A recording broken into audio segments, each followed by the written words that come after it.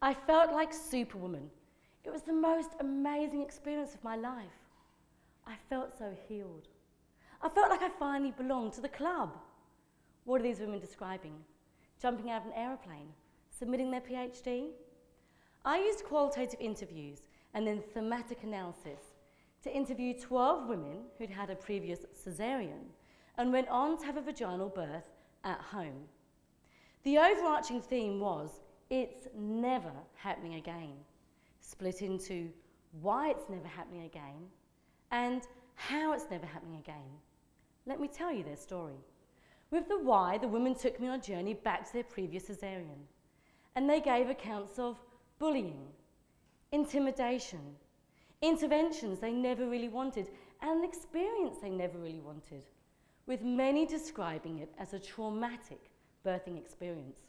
They made a resolve. I am not going through that again. And then they get pregnant. And they arm themselves with knowledge, and they gather their support, and they march up to that hospital and they say, I want a vaginal birth after caesarean, but I don't want all those interventions that so didn't work for me last time. And the response from the hospital was not great. More bullying, more intimidation, and absolutely no room for negotiations. They felt backed into a corner, and they looked for another option. And that option leads them down the path of home birth.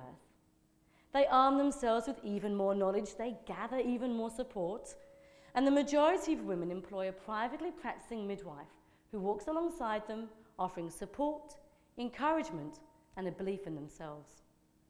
Ultimately, the women achieve what they set out to do, have a vaginal birth, but at home.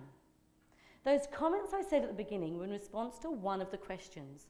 How did you feel after your vaginal birth at home? So what are the implications? 1, if women choose to home birth, this should be a valid option and they need to be supported in that choice.